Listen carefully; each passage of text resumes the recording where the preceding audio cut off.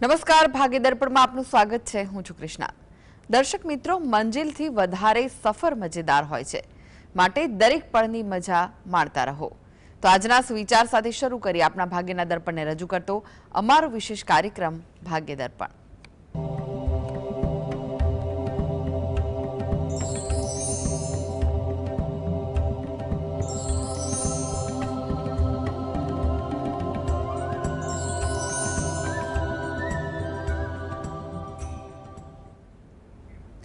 તો ભાગ્ય દર્પણમાં આપના પ્રશ્નોના નિરાકરણ, રાશિફળ, પંચાંગ વિશે માહિતી અને માર્ગદર્શન આપવા માટે આપણી સાથે જોડાઈ ગયા છે જાણીતા જ્યોતિષાચાર્ય ડોક્ટર હેમિલભાઈ લાઠિયા. હેમિલભાઈ, ભાગ્ય દર્પણમાં આપનું સ્વાગત છે. નમસ્કાર. નમસ્કાર. હેમિલભાઈ, સૌ પહેલા જાણવા માંગીશું આજના પંચાંગ વિશે. તો શું કહે છે આજનું પંચાંગ? આજે તારીખ 28/7/2025 સોમવાર, શ્રાવણ સુદ ચોથ, તિથિ છે 23 સુધી. પૂર્વ ફાલ્ગુની નક્ષત્ર છે 17-34 સુધી. પછી ઉત્તરા ફાલ્ગુની નક્ષત્ર છે. પરિઘ નામનો યોગ છે અને વણિજ નામનું કરણ છે. આજની રાશિ છે સિંહ, કે જેના નામાંક્ષર છે મ અને ટ, જે 23-59 સુધી છે. ત્યારબાદ કન્યા રાશિ છે, કે જેના નામાંક્ષર છે પઠણ. દિન વિશેષમાં જોઈએ તો આજે વિનાયક ચતુર્થી દિન મહિમા છે. મંગળ કન્યા રાશિમાં પ્રવેશ કરે છે 20 અને 1 વિષ્ટિ 10:57 થી 23 સુધી. જી હેમિલભાઈ, 12 રાશિનું રાશિફળ જાણે તે પહેલા એક દર્શક મિત્ર આપણી સાથે જોડાઈ ગયા છે. ભારતીબેન છે. ભારતીબેન, આપણે જેમના માટે પ્રશ્ન પૂછવો હોય તેમની જન્મ તારીખ જણાવો. હેલો, જય શ્રી કૃષ્ણ. જય શ્રી કૃષ્ણ. જન્મ તારીખ છે 22/8/2000 અને સમય બપોરે 3:15 અને સ્થળ છે મહેસાણા. જી એટલે અનિલભાઈ, એના લગ્ન યોગ માટે પૂછવું હતું, કઈ રાશિ સાથે લેણા બેન છે અને મંગળ દોષ છે કે કેમ, એટલા માટે પ્રશ્ન હતો. જો સૌપ્રથમ તો આપણે એક સવાલ વિશે સમજી લઈએ કે રાશિ સાથે લેણાદેણી વસ્તુ લગ્ન મેળાપકમાં એક ભાગ તો ભજવે જ છે. એ સિવાય અન્ય પણ ભાગ ભજવતા હોય છે. એમાં ખાસ કરીને બંનેના દાંપત્ય સ્થાન અને તેના વિશેનું થોડુંક ઊંડી ગણતરી. એટલે આ બધી બાબતોને આધારે એમ કહેવાય કે એકાબીજા સાથે લગ્ન જીવનમાં કેવું રહેશે. એટલે ફક્ત રાશિ મેળ અથવા ગુણાક પર ન જવું, સંપૂર્ણ વિગત હોય કે બંનેના દાંપત્ય સ્થાન કેવા છે અને દાંપત્ય સ્થાનના માલિક કઈ પોઝિશન પર છે, શું દ્રષ્ટિ છે, બધે એ પણ અગત્યનો મુદ્દો ચર્ચા કરો, એ પણ મેળાપકમાં અગત્યનો ભાગ ભજવે છે. હવે હાલમાં એના તો લગ્ન યોગ એમ કહીએ તો 2026-27માં ઘણા સારા છે, 2025 મધ્યમ છે. એટલે તમે શક્ય હોય તો ત્યાં સુધી અત્યારે પ્રયત્ન કરો, વાર્તાલાપ કોઈની સાથે કરવાની હોય એ કરો, એ વધુ અગત્યનું છે. આ હેતુથી તમે પોતે દરરોજ જે સવારે અથવા એ પોતે પણ પોતાના કુળદેવીને 2 હાથ જોડી અને ઘરે બેસીને પ્રાર્થના કરે, તેમજ મહિનામાં એકવાર કોઈ પણ તિથિની આસપાસ તમે રહો છો એની નજીકમાં કોઈ માતાજીનું મંદિર હોય તો ત્યાં દર્શન કરવા જઈ ત્યાં પણ 2 હાથ જોડી પ્રાર્થના કરે તો આ અંગે એને થોડીક અનુકૂળતા વધી જાય અને સારા પાત્ર મળવાના યોગ વધી જાય તેવું કહી શકાય. જી કપિલભાઈ જોડાઈ ગયા છે. કપિલભાઈ, આપને જેમના માટે પ્રશ્ન પૂછવો હોય તેમની જન્મ તારીખ જણાવો. 5/1/1977. જન્મનો સમય? જન્મનો સમય સવારે 8:05 છે. અને સ્થળ કયું? સ્થળ ઈડા. જી, પ્રશ્ન જણાવો, શું પૂછવું છે? પ્રશ્ન છે કે અત્યારે ચાલુ જોબમાં જેમાં બહુ જ પ્રોબ્લેમ ચાલે છે, તો એ પ્રોબ્લેમ સોર્ટ આઉટ થશે અથવા જોબ બદલવાના યોગ છે, અને હોય તો સારી જોબ મળી શકે એમ છે કે ચાલુ જોબ કન્ટિન્યુ રહેશે? જી, જો તમારે અત્યારે જે જોબનું સ્થાન છે ને એમાં તો અનુકૂળતા ઘણી વધુ દેખાય છે. એટલે તમારા બંને વિચાર બાબતે અનુકૂળતા કહી શકાય. એટલે કે વર્તમાન જોબમાં પરિસ્થિતિ સુધારવાની કોશિશ કરો તો સુધરી શકે, અને વર્તમાન જોબની જે સમસ્યા હોય એ અંગે તમારે કંઈ પણ પ્રકારની માર્ગદર્શન લઈ અને પરિસ્થિતિ અંગે વિચાર કરો એ પણ અનુકૂળ છે. અને સાથે જો અન્ય કોઈ જગ્યાએ જોબ માટે ઇન્ટરવ્યૂ કે માર્ગદર્શન ભલામણ લેવાની હોય એ પણ લઈ શકો છો ખરા. એટલે જોબ અંગે તમારે 2025 આશાસ્પદ તો છે જ, એટલે ચિંતા ન કરવી. હવે એના માટે ખાસ અગત્યની વસ્તુ છે કે કોઈ પણ જગ્યાએ જોબ કરે અને એમાં એને સ્થિરતા અને પ્રગતિ મળે તે હેતુથી એ દરરોજ જે સવારે ઘરે બેસીને 5 વાર ગાયત્રી ચાલીસાના પાઠ એ પોતાની રોજિંદી ભક્તિ સાથે કરે, તેમજ રાત્રે ઘરે આવીને હનુમાન દાદાના 5 વાર હનુમાન ચાલીસાના પાઠ વાંચે અને હનુમાન દાદાને પ્રાર્થના કરે, એ એના માટે વધુ અગત્યનું બને છે.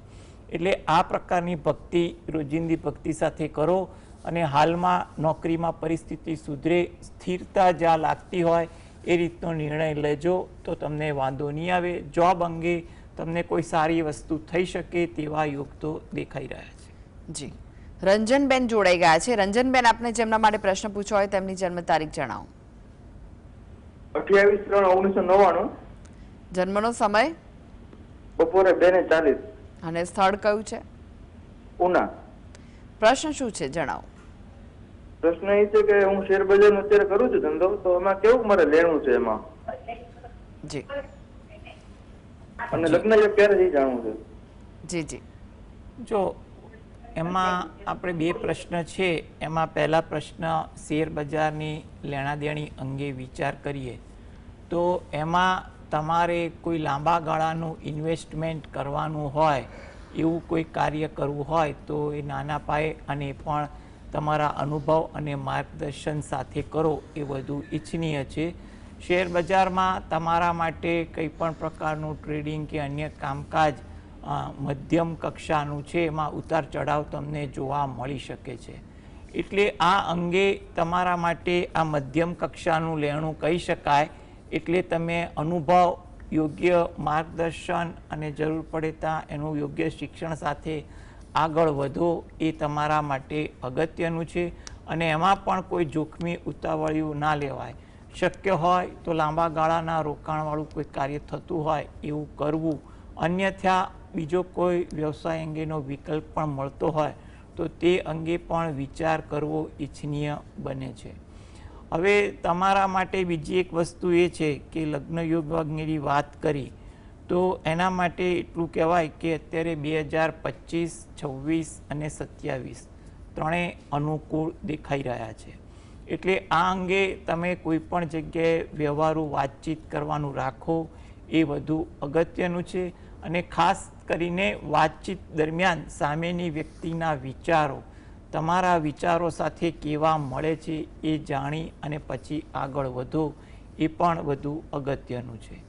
હવે તમારે એક વસ્તુ એ છે કે બંને કાર્યોમાં તમને કોઈ મોટી તકલીફ ન આવે, કોઈ તમને તકલીફ બીજી ન સર્જાય તે હેતુથી જો તમે દરરોજ જે સવારે તમારા આરાધ્ય દેવની ભક્તિ કરો એ વધુ અગત્યનું છે.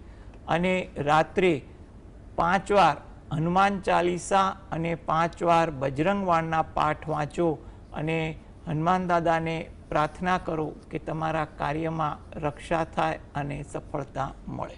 જી, રાકેશભાઈ જોડાઈ ગયા છે. રાકેશભાઈ, આપને જેમના માટે પ્રશ્ન પૂછ્યો હોય તેમની જન્મ તારીખ જણાવો. 27/12/2023.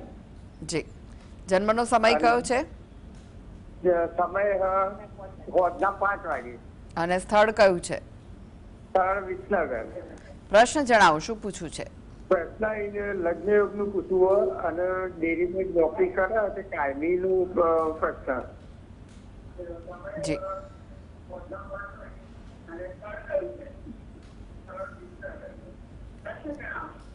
જો સૌપ્રથમ તમારે એક કાયમી નોકરી અંગેનો પ્રશ્ન હતો તો એના માટે એટલું કહેવાય કે 2026માં એના પ્રયત્ન અને કામને આધારે એ કાયમી થાય તેવી શક્યતાઓ વધુ દેખાઈ રહી છે. એટલે એ અંગે થોડી મહેનત પ્રયત્ન કરે એ વધુ ઈચ્છનીય બને છે. અને બીજી વસ્તુ એ છે કે લગ્નયોગ અંગેનો તમારો જે પ્રશ્ન હતો એ પ્રશ્નમાં પણ અત્યારે પરિસ્થિતિ એવી છે કે થોડી ધીરજ રાખવી અને વ્યવહારુ અભિગમ સાથે આગળ વધવું એ જરૂરી છે. એ માટે તમારા 2026ના જૂન પછી એટલે કે 1 વર્ષ પછી સમય થોડોક વધુ અનુકૂળ બને છે અને પછીના પણ 2 વર્ષ સારા દેખાઈ રહ્યા છે. તો ત્યાં અત્યારે કરેલી લગ્ન વિષયક મહેનત વાર્તાલાપ કદાચ તે વખતે ફળીભૂત થઈ શકે તેવું બને, એટલે અત્યારે એ બાબતે પ્રયત્ન કરવા ઈચ્છનીય છે. આ બંને કાર્ય માટે જો એ પોતે દરરોજ જે સવારે ઘરે બેસીને તમારા કુળદેવીને પ્રાર્થના કરો એ વધુ અગત્યનું છે. સાથે ગણપતિ દાદાના કોઈ પણ મંત્રની માળા કે પાઠ વાંચો એ તમારા માટે અગત્યનું છે. જી, વર્ષાબેન જોડાઈ ગયા છે. વર્ષાબેન, આપને જેમના માટે પ્રશ્ન પૂછવો હોય તેમની જન્મ તારીખ જણાવો. 7-8-91. જન્મનો સમય સવારે 11 કલાકે. અને સ્થળ કયું છે? વલસાડ. જી, પ્રશ્ન જણાવો, શું પૂછવું છે? મારી દીકરીના છૂટાછેડા થયેલા છે તો એને પુનઃ લગ્નનો યોગ છે કે નહીં, અને હોય તો કેટલા સમય દરમિયાન થશે? જી હા, જો તમારા દીકરી માટે જે પુનઃલગ્નની વાત કરી એના માટે તો અત્યારે યોગ ચાલી રહ્યો છે અને 2026 અને 27 પણ આ બાબતે સારા દેખાઈ રહ્યા છે. એટલે તમે એ બાબતે પ્રયત્ન કરવાનું રાખો, ધીરજ રાખો, એ વસ્તુ વધુ અગત્યની છે. આ હેતુથી જો એ પોતે દરરોજ જે સવારે દત્ત બાવાનીના પાઠ વાંચે એ એના માટે ખૂબ જ અગત્યનું છે.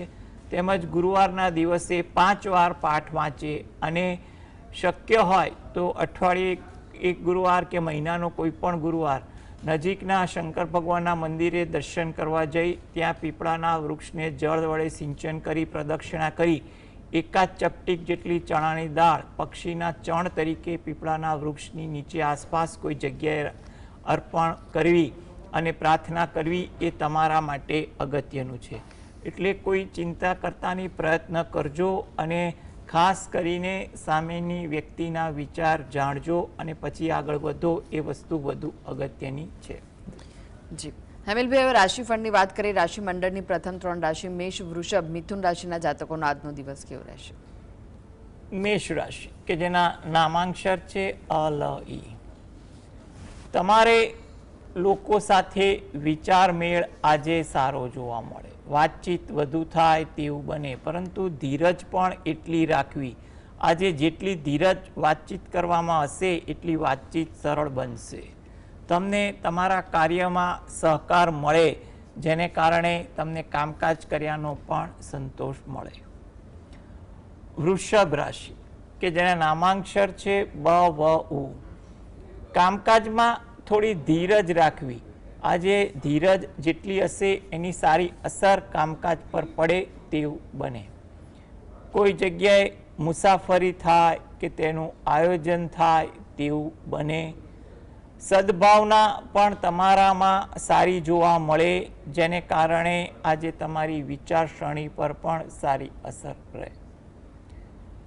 મિથુન રાશિ, પારિવારિક કામકાજમાં તમે સહયોગ આપો તેવું બને. કંઈક ને કંઈક કામ એવું આવી જાય કે જેમાં તમારો સહયોગ અનિવાર્ય પણ બની શકે. કોઈ જગ્યાએ જૂની ઓળખાણ તાજી થાય, પરિચિતોને મળવાનું થાય તેવું બને. ધાર્મિક વૃત્તિ આચરણ પણ આજે તમારામાં દેખાય તેવું બને. જી હેમિલભાઈ, જોડાયેલા રહેશો. આગળ પણ બાકીની રાશિઓનું રાશિફળ આપની પાસેથી જાણીશું. તો ભાગ્ય દર્પણમાં આગળ વધીએ તે પહેલા લઈએ બ્રેક.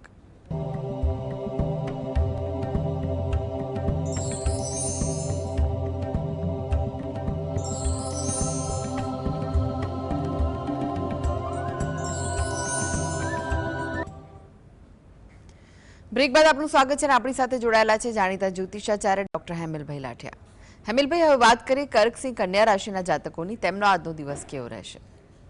કર્ક રાશિ કે જેમના નામાંક્ષર છે ડ અને હ. વ્યસ્તતા થોડીક તમારામાં વધુ રહે. નાના નાના કામકાજમાં તમે વધુ વ્યસ્ત થઈ જાઓ તેવું બની શકે.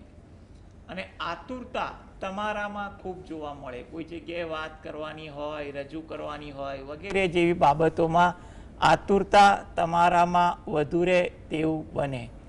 વિચારો પણ આજે વધુ આવે. કંઈ પણ વિષય વસ્તુના વિચારો વધી જાય, જેને કારણે તમે ક્યાંક માનસિક થાકની લાગણી પણ અનુભવો તેવું બની શકે.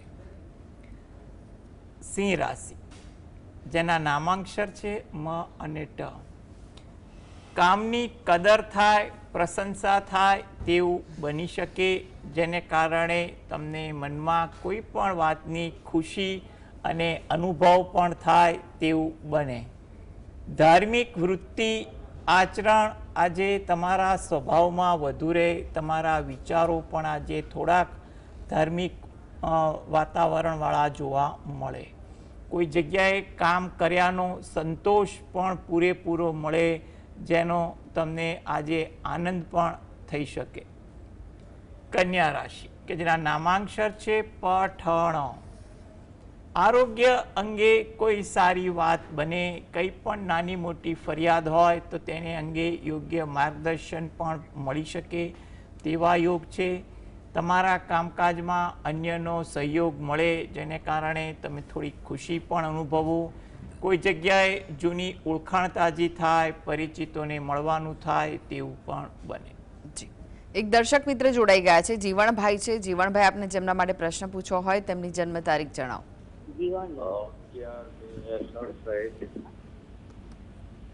જીવણભાઈ, આપને જેમના માટે પ્રશ્ન પૂછવો હોય તેમની જન્મ તારીખ જણાવો.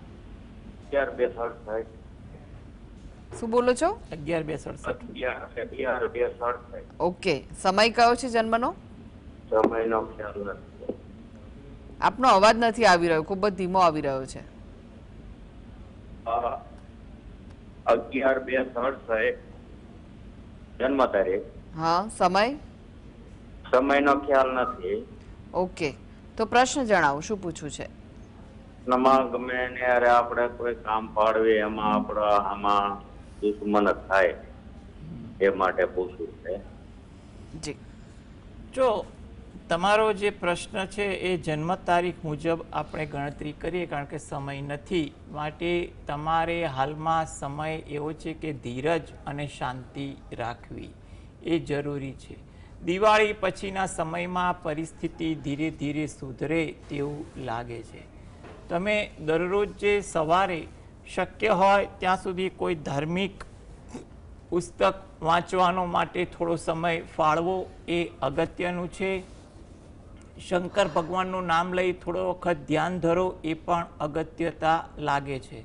અને રાત્રે ઘરે બેસીને હનુમાન ચાલીસાના પાઠ એકવાર વાંચો અને હનુમાન દાદાને પ્રાર્થના કરો, તો જેથી કરીને આગળ જતાં ધીરે ધીરે પરિસ્થિતિ સુધરી શકે. જી, હેમિલભાઈ, વાત કરીએ તુલા, વૃશ્ચિક, ધનુ રાશિના જાતકોની. તેમનો આજનો દિવસ કેવો રહેશે? તુલા રાશિ કે જ્યાં નામાંક્ષર છે ર અને ત. તમને લોક સંપર્ક આજે વધી જાય તેવું બને. નાના નાના કામકાજમાં તમારે લોકોના સંપર્ક હેતુ થવાનું થાય તેવું બને. એમાં તમારી પ્રતિભા પણ આજે સારી દેખાય. પ્રતિભામાં વધારો, ઉત્સાહ પણ વધુ રહે.